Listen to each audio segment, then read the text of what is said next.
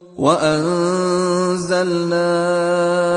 إِلَيْكَ الْكِتَابَ بِالْحَقِّ مُصَدِّقًا لِمَا بَيْنَ يَدَيْهِ مِنَ الْكِتَابِ وَمُهَيْمِنًا عَلَيْهِ فَاحْكُم بَيْنَهُم بِمَا أَنزَلَ اللَّهُ وَلَا تَتَّبِعْ أَهْوَاءَهُمْ عَمَّا جَاءَكَ مِنَ الْحَقِّ. Assalamualaikum warahmatullahi wabarakatuh.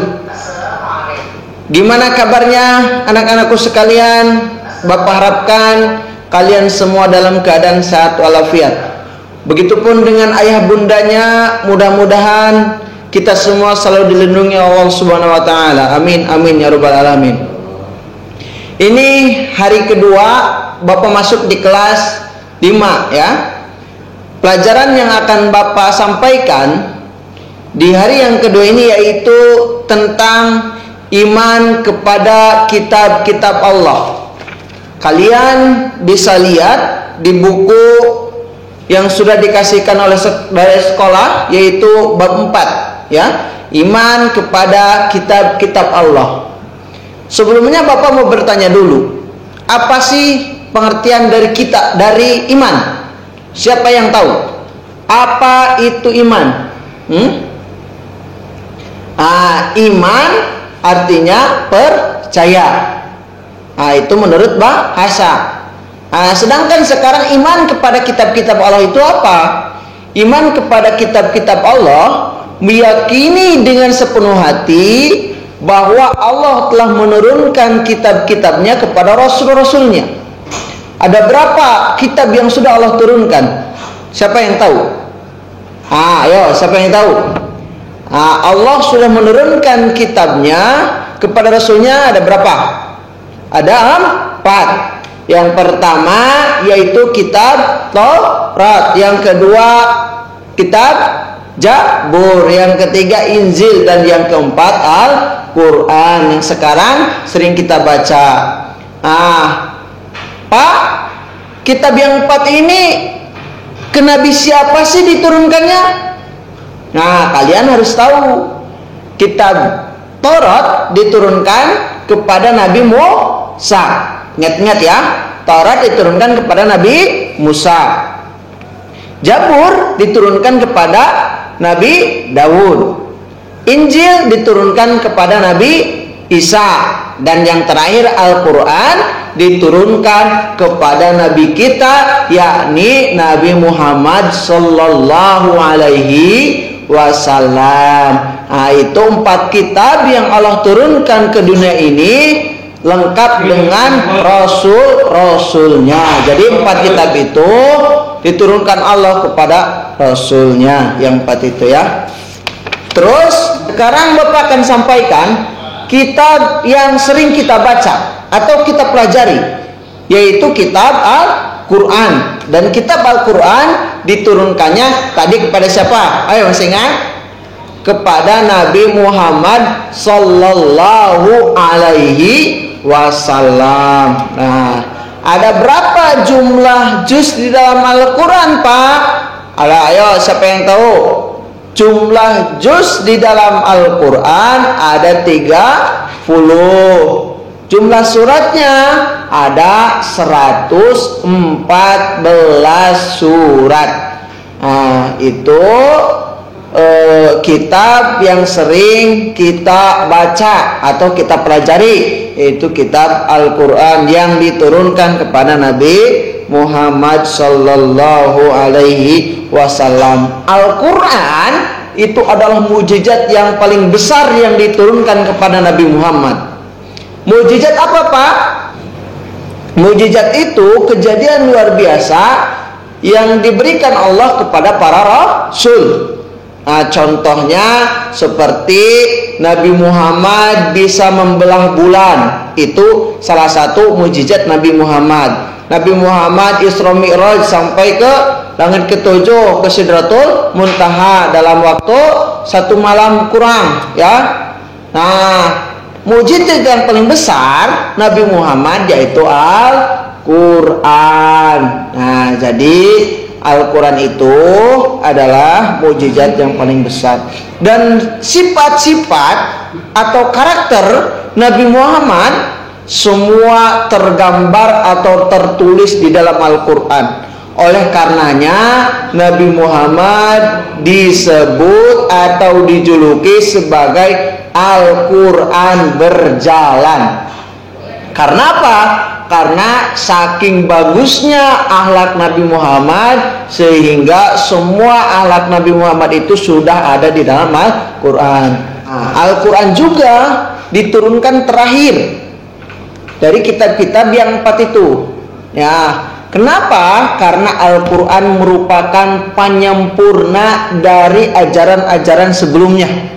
Ajaran yang dibawa oleh Nabi Musa, Nabi Daud, Nabi Isa itu disempurnakan di dalam Al-Quran. Ya, mengerti? Jadi Al-Quran itu sebagai penyempurna kitab-kitab terdahulu. Itu salah satunya kelebihan dari Al-Quran. Dan Al-Quran juga diturunkan oleh Allah itu berangsur-angsur.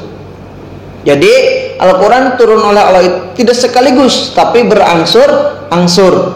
Nah, ada 2 tempat atau 2 kota yang Al-Quran itu diturunkan di dalamnya. Yang pertama yaitu kota Mekah, dan yang kedua kota Madinah.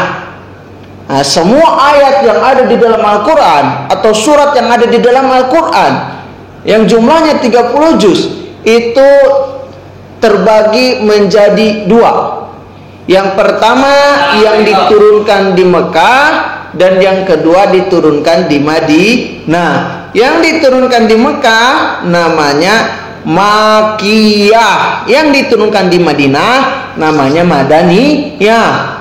Sekarang Bapak bahas satu-satu. Yang diturunkan di Mekah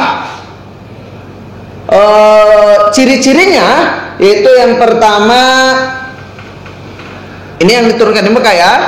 Yang pertama yaitu suratnya menjelaskan tentang tauhid atau keimanan. Jika surat atau ayat menjelaskan tentang tauhid atau keimanan, berarti itu diturunkannya di Mekah. Nah, karena dulu orang-orang Mekah itu zamannya jahiliyah, memujanya atau memujanya itu bukan kepada Allah, tapi kepada berhala atau patung-patung. Nah, terus ciri-ciri yang kedua yaitu diawali dengan kata ya ayyuhan nas. Banyak di dalam Al-Quran ya ayyuhan nasu budu rabbakumul ladzi khalaqakum, itu contohnya. Nah, itu diturunkannya di Mekah, diturunkannya di Mekah. Jadi ciri-cirinya yang pertama menjelaskan tentang tauhid atau keimanan. Yang kedua ya diawali dengan ya ayyuhan nas. Dan yang ketiga ayatnya pendek-pendek. Jadi ayatnya itu pendek-pendek atau suratnya itu pendek-pendek. Itu diturunkannya pasti di Mekah. Ya. Nah, itu ciri-ciri ayat yang diturunkan di Mekah ada 3. Itu salah satu contohnya. Terus sekarang ciri-ciri surat atau ayat yang diturunkan di Madinah. Bapak jelaskan. Ciri-ciri yang pertama yaitu suratnya menjelaskan tentang ibadah dan hukum. Tadi kalau di Mekah menjelaskan tentang tauhid dan keimanan, sekarang di Madinah menjelaskan tentang ibadah dan hukum. Nah, itu perbedaannya. Terus yang kedua, ciri-ciri ayat itu jika diturunkannya di Madinah yaitu diawali dengan ya ayyuhalladzina amanu. Contohnya ya ayyuhalladzina amanu taqu rabbakumul ladzi khalaqakum walladzina min qablikum la'allakum tattaqun. Itu satu ayat yang diturunkannya di Madinah. Ya. Selanjutnya ciri-ciri ayat yang diturunkan di Madinah Itu ayatnya panjang-panjang. Kalau tadi yang diturunkan di Mekah ayatnya pendek-pendek, sekarang yang diturunkan di Madinah itu sebaliknya. Ayatnya itu panjang-panjang. Nah, itu ciri-ciri ayat yang diturunkan di Madinah. Bapak ulangi. Ciri-ciri ayat yang diturunkan di Mekah tadi ada 3. Yang pertama, menjelaskan tentang keimanan atau tauhid. Nah, yang kedua diawali dengan ya ayyuhan nas. Yang ketiga suratnya pendek-pendek. Sedangkan yang diturunkan di Madinah, yang pertama menjelaskan tentang ibadah atau hukum. Nah, yang kedua diawali dengan ya ayyuhalladzina amanu. Yang ketiga ayatnya panjang-panjang.